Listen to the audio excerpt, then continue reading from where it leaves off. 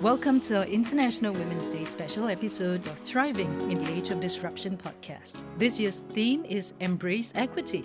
And we're excited to celebrate by sharing inspiring ideas of how we can all work to create a world where women are valued, respected, and empowered. Dr. Ramesh has a very special guest today, Datin Paduka Marina Mahathir, a renowned Malaysian socio-political activist and writer. Marina was the 2010 UN Person of the Year in Malaysia for her work in fighting AIDS and named in the 100 Most Inspiring People Delivering for Girls and Women in conjunction with the 100th anniversary of International Women's Day in 2011. Entrepreneurship-wise, Marina is the founder of Zafigo.com, a website dedicated to women travelers, inspired by her mission to encourage women to travel the world. Marina is also a fearless voice for women's rights, gender equality, religious freedom, and justice.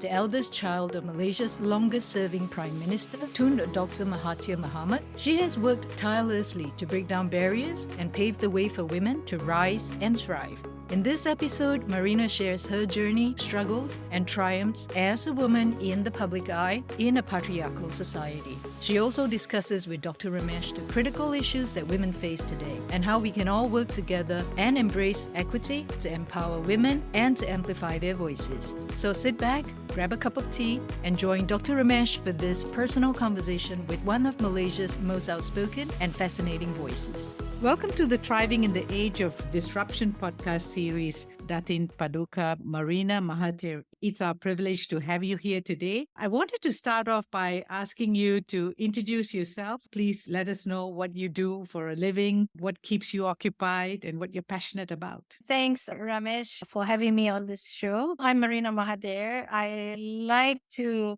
call myself a writer, but in fact, I do many things, mostly around writing and communication. I've been a journalist, a PR consultant, led NGOs, and I'm still very much involved in activism, particularly for women's rights and human rights in general. For International Women's Day, what's your hope and wishes for women in 2023? Well, I think all over the world, women are in crisis. The world is in crisis. There are all sorts of terrible things going on, but women are feeling the impact of it all over the world, whether it is in America, where their reproductive rights are being attacked in really extreme cases like Afghanistan, or in places like Iran, and less publicized issues in many other countries where women are really seeing their voices tempered down or being attacked. Here in Malaysia, my organization, Sisters in Islam, we're constantly being attacked, and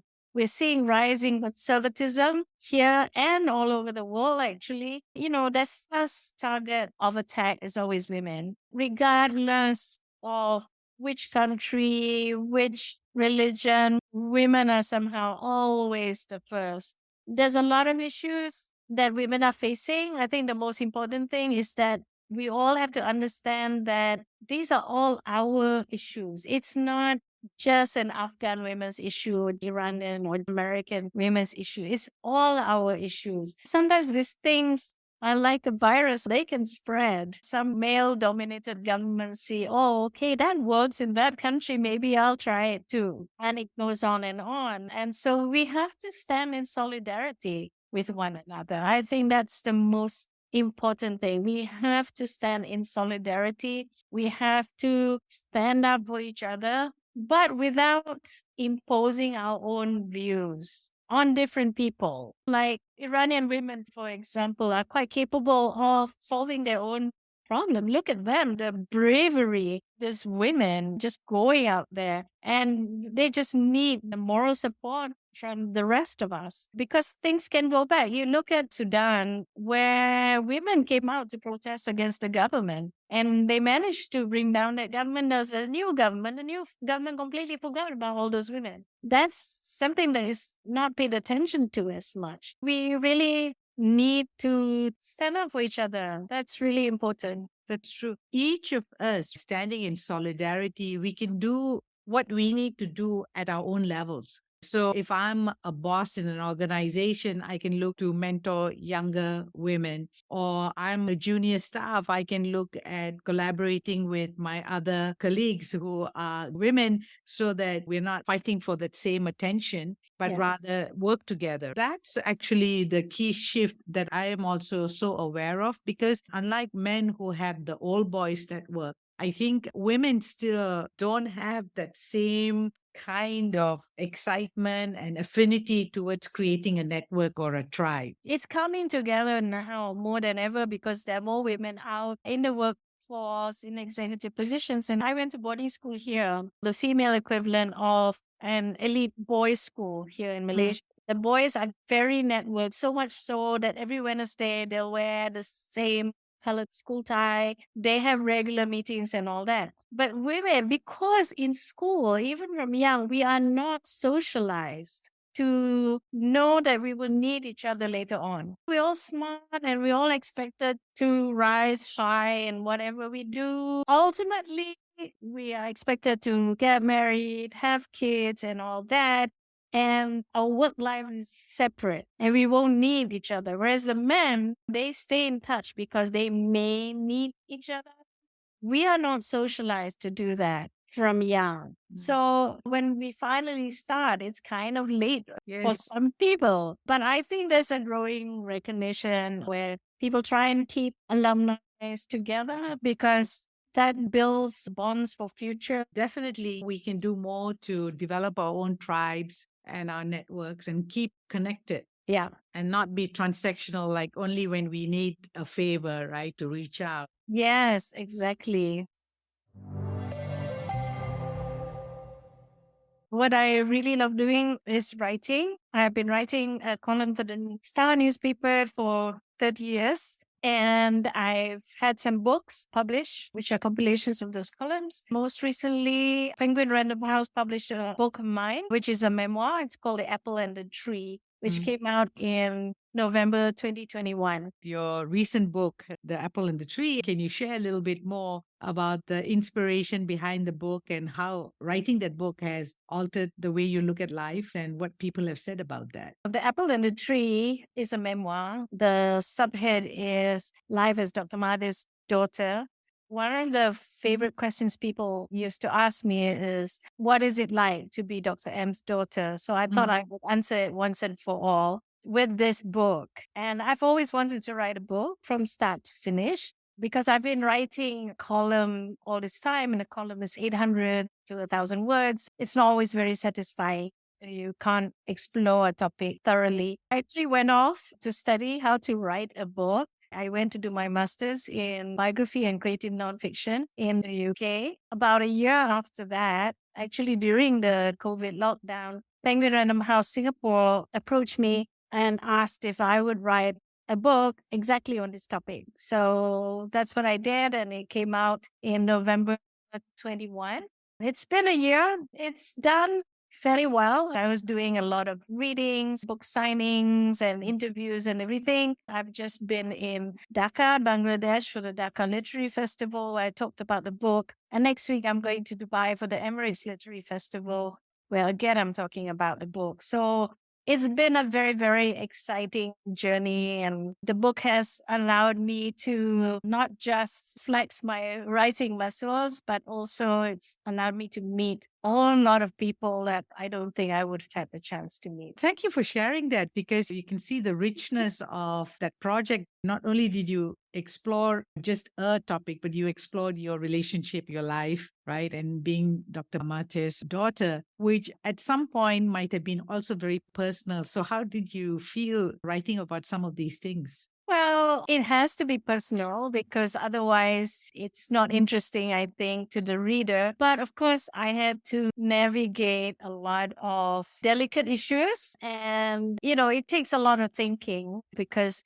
you always have to think of how people closest to you, the people you mention, are going to react. So you want to be authentic, you want to be true to yourself, but you also kind of need to be diplomatic in how you put things. So I think there's a lot of read between the lines. an entrepreneurial mindset is a very critical mindset to have in this age of disruption. And I define entrepreneurial mindset as one whereby we are being resourceful. That means that when we face a problem, we don't give up. We are able to look at what the problem is, maybe even define it better. Number two is that in the process of looking at the problem, there would be uncertainty and there would be risk, and we are able to deal with that. And lastly, of course, we are creating value not just for ourselves, but also for the people around us and the different stakeholders.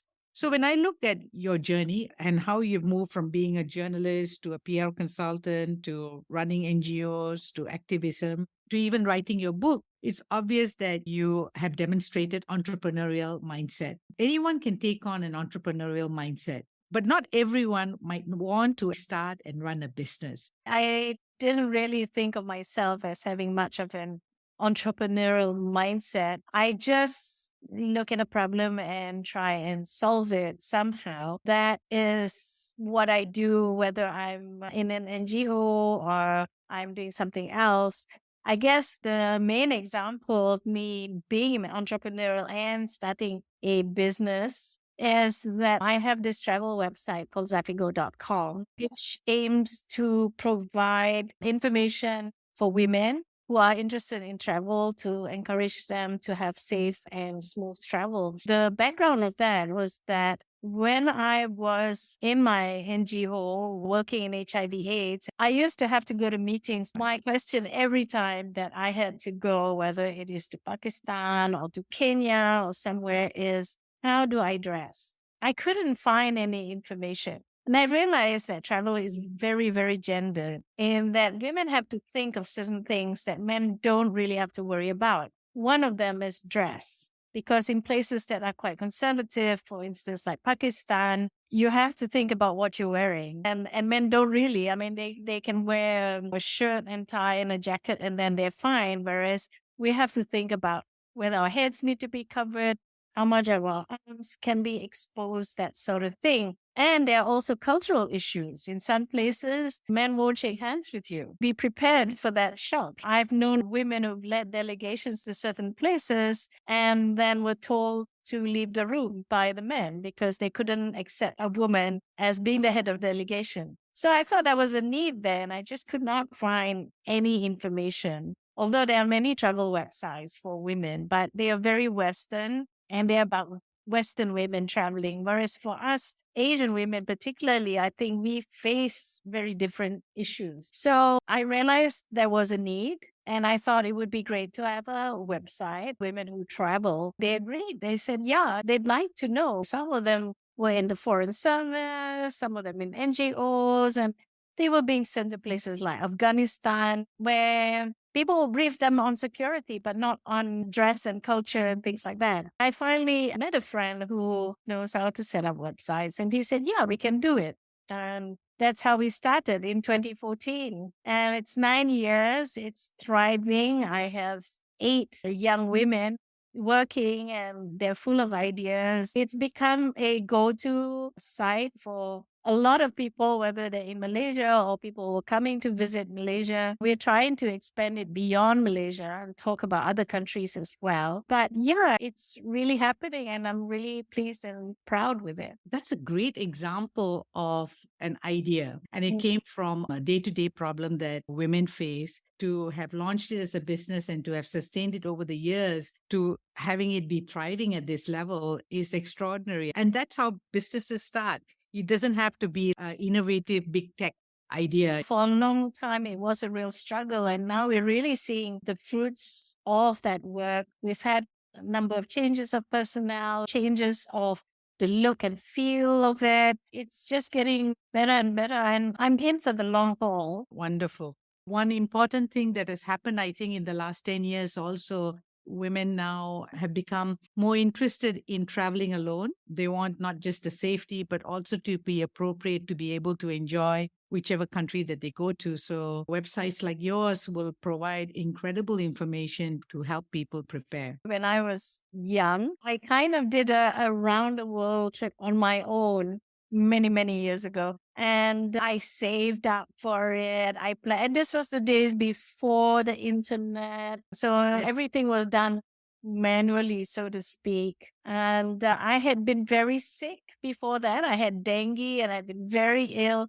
But I was really determined to go. And it was great. I had all sorts of warnings, especially from my mom. Because I was living in New York. It's like, oh, it's a terrifying place and that sort of thing. But I didn't tell her everything. But yeah, I survived it all. I could do it. And I think that is the point of Zatigo, that if you do manage to travel safely and smoothly with the tips that we provide, it really uplifts your whole self-confidence. Then it makes you more positive about other things that you can do in your work, in your personal life and everything. It really has a knock-on effect just from doing that. That's true.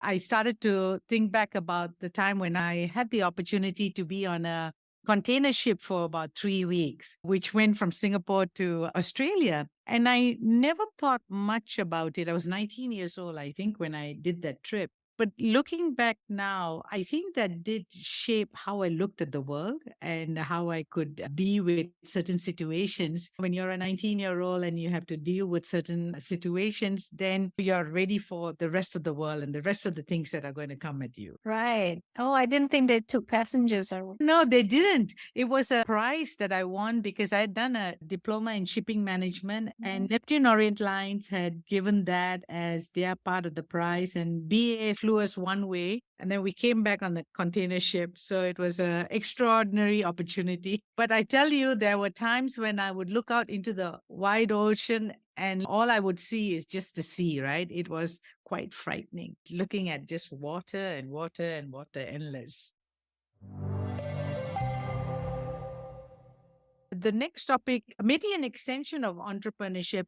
Do you have some plans for this travel website in terms of expanding it and raising funds, or are you looking at growing it organically? I have many aspirations for it. I really would like it to cover all of Asia, which is what we originally intended, really. I'm trying to extend it to the rest of Southeast Asia. Eventually, I hope it will be a community. I hope that there will be Zafi goers everywhere and we can connect people and they can meet each other and it'll become something like, I don't know, Expedia or something. We can arrange tours. That's something I'd like to do in the future. We're attracting interest from other people in the travel industry. For instance, my staff, they get invitations from Tourism Australia and from other organizations to go and visit and do reviews. So we're getting known and they like the fact that our target audience is women.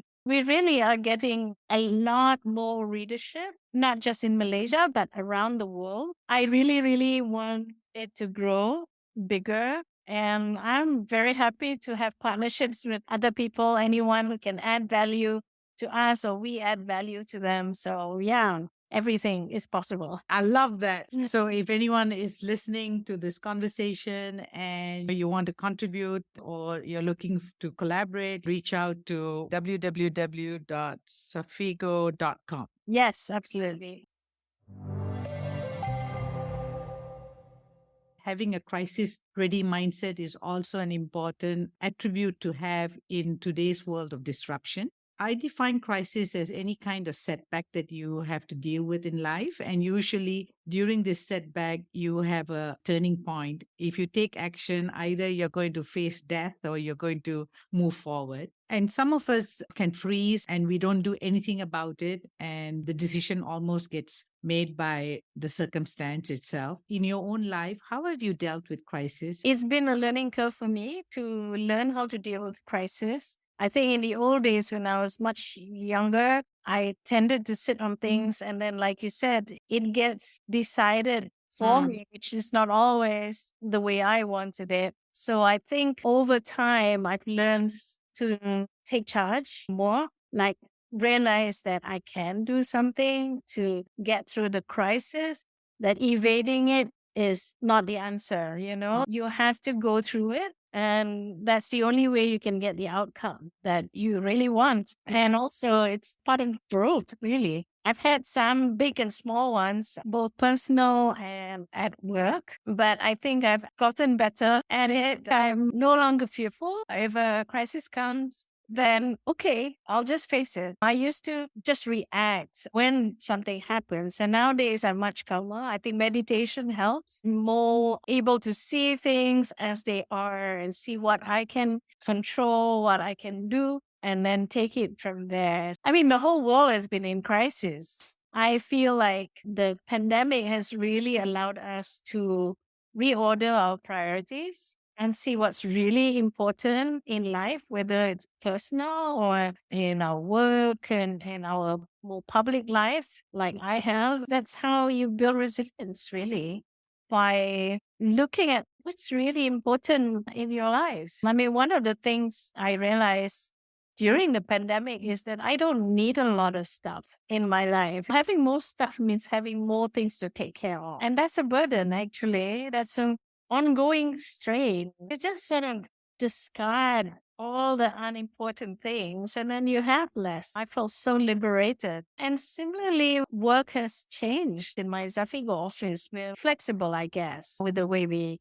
work, even before the pandemic, because we're almost all women. There are some young mothers, so they need time to take care of their kids as well. And so I've been very flexible. After the pandemic, once we got back to work, it's kind of more, I wouldn't say concretized, but it's become the norm now. 3 days in the office and 2 days off. Any 3 days and any 2 days. I only insist that there's one day when everybody is in, because I think we have to keep seeing each other. We have to keep looking at people's faces, especially those we work with, to know how they feel about anything. There is no substitute really for real human interaction. And if anything, they've become much more productive. That's why I think Zafigo, for sure, it has gotten so much better. They're much more relaxed because they're not having to think about other things that they have to do and all that. There's always a time and place to do it. For me too, I'm not here 9 to 5, but even if I'm out of the office, doesn't mean I'm not working. I'm just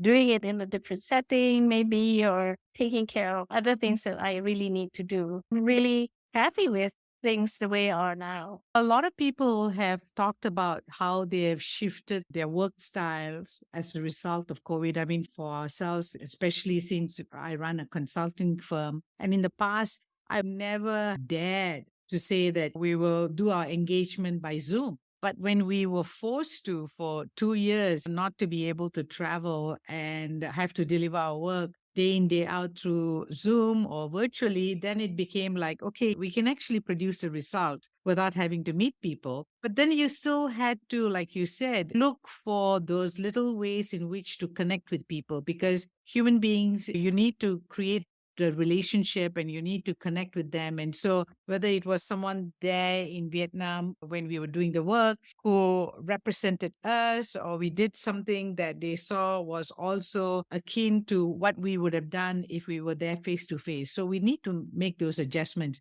I was just wondering though, I mean, what was that key crisis for you where you started to let go of stuff, that you realize that you don't need to evade the situation or worry too much? I remember waking up on New Year's Day, I think, many, many years ago. I was about 35 and feeling miserable and horrible. And I thought, I don't want to spend the rest of my life feeling like this. And therefore, I had to look at what was causing all this. It was very clear to me what was causing it. And basically, it led to a divorce. My first husband, which was a bit of a fight because I didn't want to lose my child. I was very afraid of that. Took all these steps to protect that. And I did it. Took a few years. And then after that, sort of meeting my husband now, and also took a few years before we could get married and have a baby. I had to navigate all this very discreetly because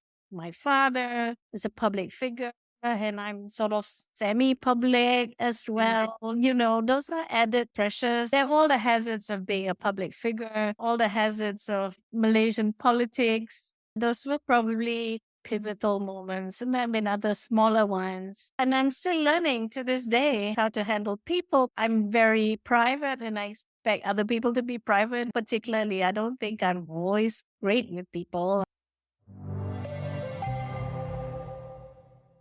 What's your advice to young women who aspire to move up in corporate world or in running their businesses in terms of how they can develop their leadership skills? I think everyone is a potential leader. You just don't always recognize it yourself. I went to boarding school here in Malaysia. Having always been a kind of a follower or just going along with things, I was really entranced by how some of my schoolmates just had natural leadership abilities. They were the first to organize anything. They were the first to lead team. I thought, wow, how come some people are like that? I would never step out to lead anything. I thought I could do it. I never thought I had the right to do it. And then later on, when I was put in a situation, particularly when I was asked to chair the Malaysian AIDS Foundation, and I found myself suddenly in a leadership position, I really had to learn in real time how to be a leader. Everyone was looking to me for leadership.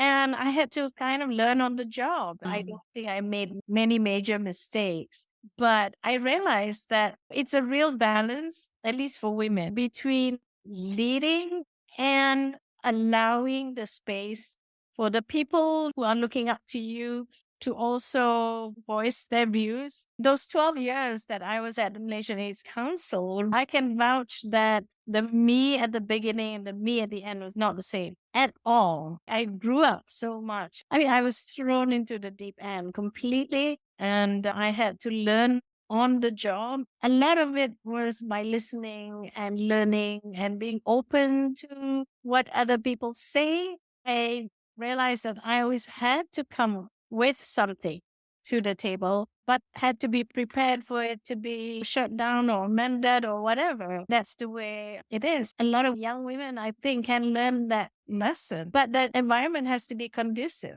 That's where I think women who are already in leadership positions need to play that mentoring role.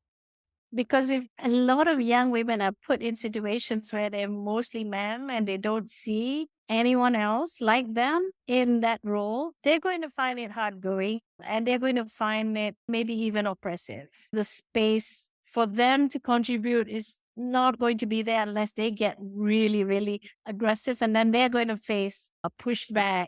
I've been very, very lucky in that all my mentors have been female. All my bosses, my early bosses have been female, and they've all been great, nurturing women. I see a lot of talented young women these days with a lot of potential, and I really place a lot of hopes on them to become our leaders now. Actually, they don't have to wait for the future. We don't have time to wait for the future. I mean, they have to step up and lead now. Look at Greta Thunberg, for example. Correct. What did Yes. she do? She just sat in front of the Swedish parliament or whatever with a sign. And as leadership, she just decided to do it. I see lots of young women who are able to do that. They just step up. And that's it. One of the myths about leadership is that you need to have a lot of followers before you can be a leader. And I think what Greta has shown us is that no, you just lead and others will find you and follow you. That's right. Piggybacking on your idea,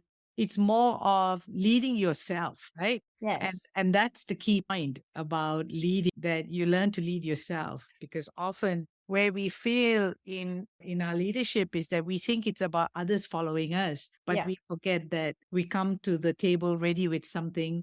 We are there open, and all that is part of leading ourselves. You mentioned that you had great mentors. How did it happen? Did you proactively go looking for them? I've been really, really lucky in that my first job, I worked at a women's magazine and the editor was a woman. And I talk about her in my book, actually, where I said that she hadn't known I was coming. Her boss, the general manager of the whole company, employed me without telling her. And he's a man, of course. So I was kind of foisted on her. And the first time I met her, she looked really unfriendly and I was really scared. And I thought, oh no, she thinks I'm here because of favoritism or whatever. But I just got down to work.